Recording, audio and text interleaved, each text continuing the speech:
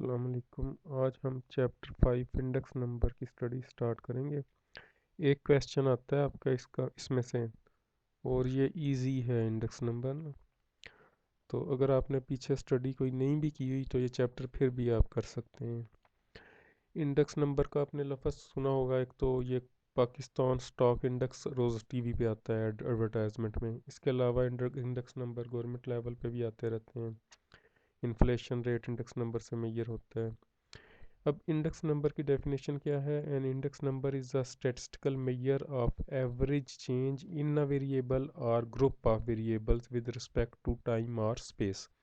इसका मतलब है कि आपने अगर दो डिफरेंट टाइम्स की वैल्यूज़ को कंपेयर करें किसी वेरिएबल की, या दो डिफरेंट स्पेसिस की प्लेसेस की जगह की वैल्यूज़ को कंपेयर करें, तो वो आपका इंडेक्स नंबर होगा। अब जो चीज़ें आप कंपेयर करेंगे उसमें एक वेरिएबल भी हो सकता है और ग्रुप ऑफ वेरिएबल्स भी हो सकते हैं। अब इसमें जो इंडेक्स नंबर जो सा है, इससे आप प्राइजेस भी कंपेयर कर सकते हैं, क्वांटिटीज़ भी कंपेयर कर सकते हैं, इनरोलमेंट भी कर सकते हैं, एक्सपोर्ट इंपोर्ट का इंडेक्स भी बना सकते हैं, जोन से भी प्रोडक्शन का इंडेक्स हो सकता है। जोन से भी आप दो चीज़ों को कंपेयर करेंगे, उसके नतीजे में जो रिज़ल्ट आएगा वो इंडेक्स नंबर होगा। यहाँ इस चैप्टर में ना प्राइस इंडेक्स नंबर ज़्यादा इस्तेमाल होंगे, क्वांटिटी इंडेक्स भी इस्तेमाल हो सकते हैं। अब इसमें जो है इंडेक्स नंबर के कंस्ट्रक्शन में जो स्टेप्स इन्वॉल्व होते हैं वो हैं पर्पस ऑफ इंडेक्स नंबर। आपने कोई इंडेक्स नंबर निकालना होगा तो पर्पस होगा। अगर पर्पस ही कोई नहीं होगा तो फिर आप वो कोई भी काम नहीं कर सकते बगैर पर्पस के। आप कोई इन्फॉर्मेशन कहीं से नहीं ले सकते। सबसे पहले इंडेक्स नंबर का पर्पस होगा। जिस पर्पस के लिए वो इंडेक्स नंबर कैलकुलेट करेंगे वो उसी के लिए सूटेबल होगा। उसके बाद है सिलेक्शन ऑफ कमोडिटीज़। आपने किन चीज़ों को कंपेयर करना है? ये लाइक राइस, वीट, ऑयल, अगर हाउस होल्ड के लिए आपने निकालना है इंडेक्स नंबर। उसके बाद है सिलेक्शन ऑफ प्राइजेज़। प्राइजेज़ आपकी चेंज होती रहती हैं, डिफरेंट जगहों पे डिफरेंट होती हैं, तो आपने कैसे उनकी सिलेक्शन करनी है, डिफरेंट क्वालिटीज़ होती हैं। उसके बाद है choice of base period. Base जब आपने कंपैरिजन करना होता है तो उसके लिए एक आपके पास करंट पीरियड होता है, एक बेस पीरियड होता है। बेस पीरियड से कंपैरिजन होता है आपका। बेस पीरियड की क्वालिटीज़ होती हैं कि वो स्टेबल होना चाहिए। उसके बाद है choice of averages. Choice of average, आपने जो एवरेज स्टडी की थी उसमें या मीन इस्तेमाल करेंगे इसमें, या मीडियन या ज्योमेट्रिक मीन। उसके बाद है चॉइस ऑफ प्रॉपर वेट्स। अगर आपने प्राइजेस कंपेयर करनी है तो क्वांटिटी कितनी यूज़ करनी है या उसकी रिलेटिव इंपॉर्टेंस क्या होगी, तो ये आपके पास उनके प्रॉपर वेट्स होंगे। Index numbers, price index number are use to measure change in a particular group of prices. ठीक है, प्राइस इंडेक्स नंबर से प्राइसेस कंपेयर होंगी। Cost of living index number help to measure the effect of rise or fall of prices of different commodities on their general standard of living। ये जो आपके living में यानी cost of living में, ये जो house hold में जो चीज़ें इस्तेमाल होती हैं इसकी जो कीमतों का इफेक्ट होता है, ये cost of living index number से या कंज्यूमर प्राइस इंडेक्स से भी, इसका नाम है दूसरा, इससे मेजर करते हैं। उसके बाद है quantity index number, shows the rise or fall in the volume of production, export, import, etc। ये जो क्वांटिटीज़ के लिए है, ये क्वांट कंपैरिजन के लिए, उसके लिए है।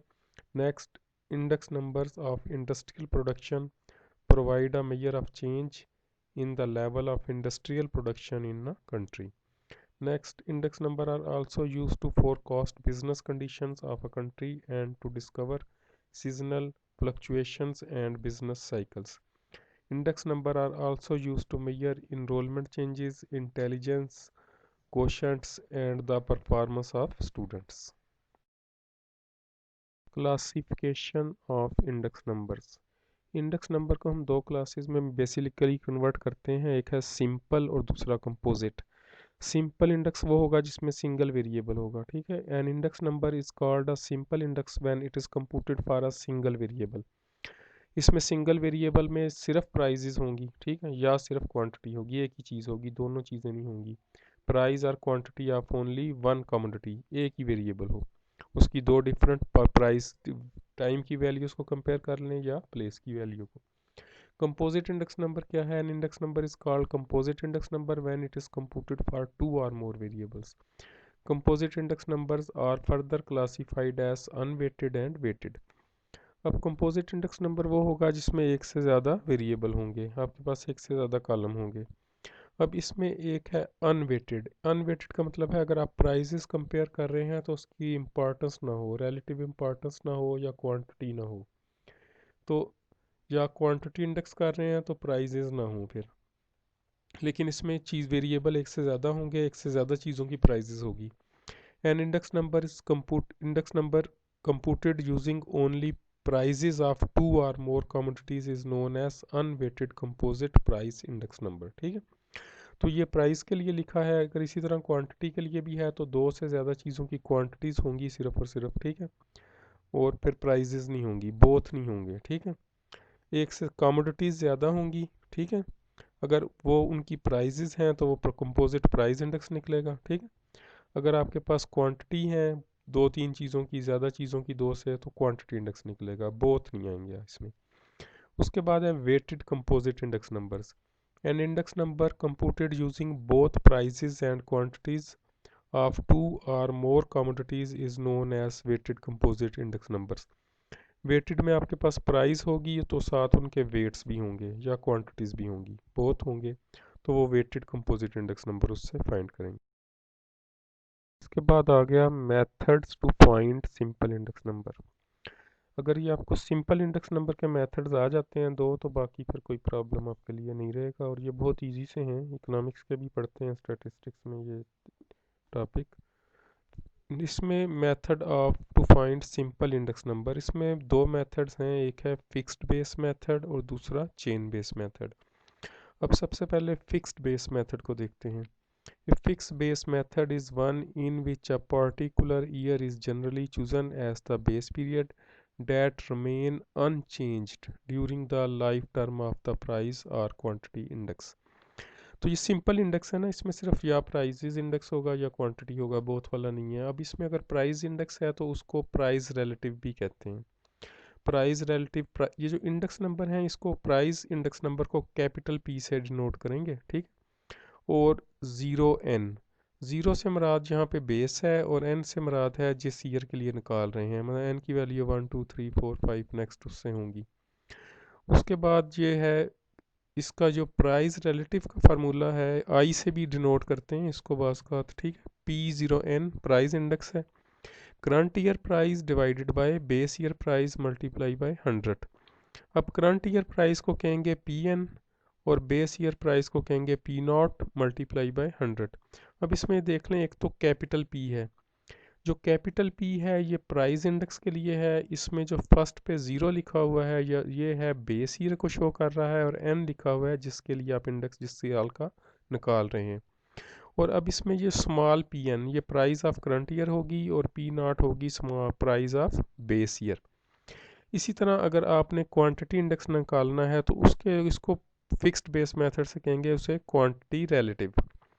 इसे कैपिटल Q0N से शो करेंगे, बेस शुरू में होगी और nth ईयर के लिए निकाल रहे हैं, करंट ईयर क्वांटिटी बटा base year quantity multiply by 100। आपके रिजल्ट्स जो से हैं वो परसेंटेज में या 100 से मल्टीप्लाई करके एक्सप्रेस होते हैं, इसमें 100 से कंपैरिजन होता है इसमें बेसिकली। ये करंट ईयर क्वांटिटी होगी Qn divided by Q0 multiply by 100। तो अब इसमें Q0N क्वांटिटी इंडेक्स नंबर है, स्मॉल Qn ये क्वांटिटी है गिवन ईयर की, और Q0 है क्वांटिटी बेस ईयर की। अब आपने इसमें ये देखा कि जो प्राइस इंडेक्स है उसको कैपिटल P लिखेंगे, जो क्वांटिटी इंडेक्स है उसे कैपिटल Q लिखेंगे, और जो प्राइस है उसको स्मॉल p लिखेंगे, और जो क्वांटिटी है उसको स्मॉल q लिखेंगे। बेस ईयर की जो क्वांटिटी है वो Q0 होगी, बेस ईयर की प्राइस P0 होगी, और बाकी जो सी है P1 P2 P3 journal PN लिख देते हैं इसको। चलिए सिंपल इंडेक्स नंबर की एग्जांपल है एक, find an index number using 1977 as base year. ठीक है, अब इसमें ये डाटा देखें तो आपके पास एक तो ईयर्स है आपके पास, यानी कि टाइम की वैल्यूज़ हैं 1977 78 से 84 तक, और साथ हैं किसी एक कमोडिटी की प्राइस है 1977 में 22.5, 78 में 25। अब इसमें एक तो क्वेश्चन में गिवन है कि बेस ईयर कौन सा होगा। 1977 बेस है, इसके सामने प्राइस देखें तो ये है 22.5, ये बेस ईयर प्राइस है। बेस ईयर प्राइस को स्मॉल पी नॉट से रिप्रेजेंट करेंगे, ठीक है। और जो प्राइस इंडेक्स होता है वो कैपिटल पी होता है।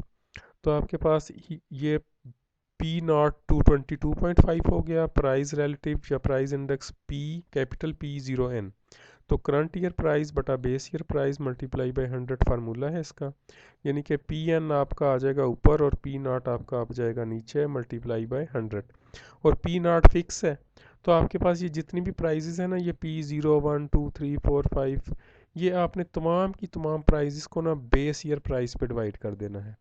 22.5 पे फिक्स्ड है बेस, तमाम का तमाम जो डाटा है वो 22.5 1977 की प्राइस पे डिवाइड हो गया है, मल्टीप्लाई बाय 100। तो ये आपके आंसर आ गए हैं। वेरी सिंपल, फर्स्ट आंसर 100 ही है। उसके बाद सेकंड है 111.11, उसके बाद 122.22, 133.33, 155.56। ये अब इसका क्या मुराद है? इससे मुराद ये है कि अगर 1977 में प्राइस 100 थी तो 78 में 111.11 है। तो कंपैरिजन अगर 77 से करें 78 का प्राइस का, तो 11.11% इजाफा हुआ है। अब 79 में है 122.22। अब इसका मतलब है कि अगर इसको 77 2 ईयर बैक से कंपेयर करें तो 22.22% इजाफा हुआ है इसमें।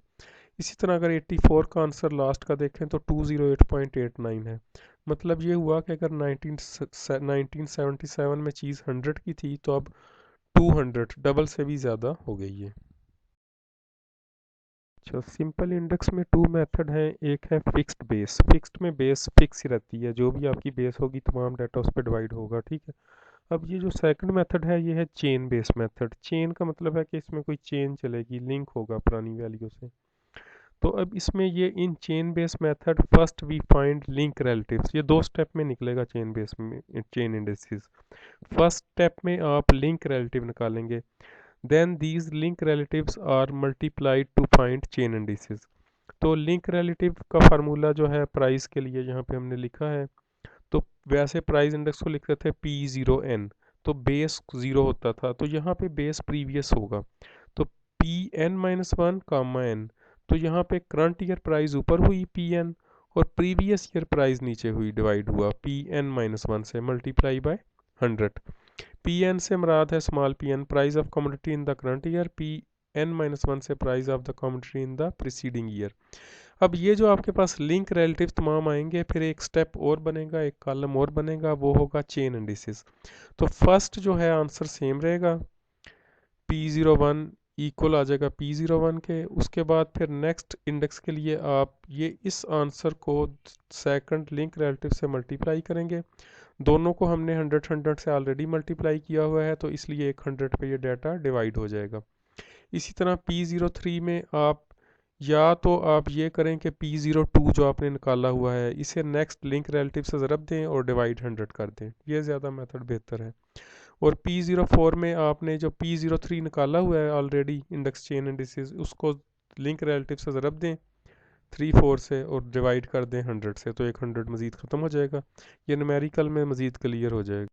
ये है एक क्वेश्चन, देखें example, compute chain indices for the following data taking 1997 equal है 100। मतलब 1997 का आंसर 100 हो, इसका मतलब है कि ये बेस ईयर हुआ। 1997 क्या हुआ? बेस हुआ। अब इसमें ये ईयर देखें तो 1997 से लेकर 2003 तक हैं, इनकी सिर्फ प्राइजेस दी हुई हैं। अब इसमें आपने ये चेन इंडिसेस निकालने हैं, तो इसमें आपने प्राइस रिलेटिव नहीं निकालना, वो फिक्स्ड बेस में निकालते हैं। इसमें निकालेंगे दो स्टेप होते हैं। सबसे पहले क्या निकालेंगे? Link relative. आपने प्रीवियस वैल्यू पे डिवाइड करना है। अब ये देखें कि जो 1997 की पहली प्राइस है 180, इसकी प्रीवियस नहीं है, ठीक है, लेकिन ये हमारा बेस भी है ना, 1997 का आंसर 100 होगा, तो इसको हमने 100 खुद ही से लिख दिया है। बाकी 1998 की प्राइस को प्रीवियस प्राइस पे डिवाइड करें। 98 की प्राइस है 185 और डिवाइड हुआ प्रीवियस प्राइस 180 पे और मल्टीप्लाई बाय 100।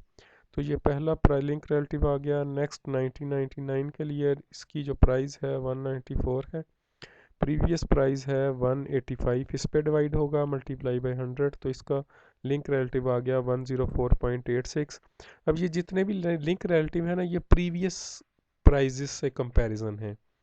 तो अब इनको हमने फिक्स्ड बेस में नहीं है, ये लिंक रिलेटिव में आपकी बेस चेंज हो रही है, एवरी प्रीवियस वैल्यू जो सी है हर एक की बेस है।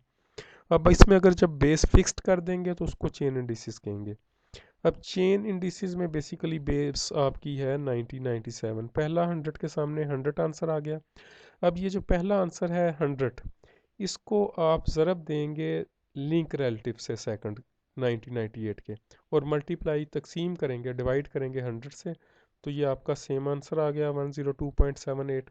अब ये जो सेकंड चेन इंडिसेस है 1998 का, ये मल्टीप्लाई होगा नेक्स्ट लिंक रिलेटिव से और डिवाइड होगा 100 से, तो ये इसका चेन इंडिसेस आंसर आ गया। ये chain indices next link relative से ज़रब खाएगा और डिवाइड होगा 100 से, तो ये आंसर आ जाएगा। इस तरह ये तमाम के तमाम आंसर्स आ जाएंगे।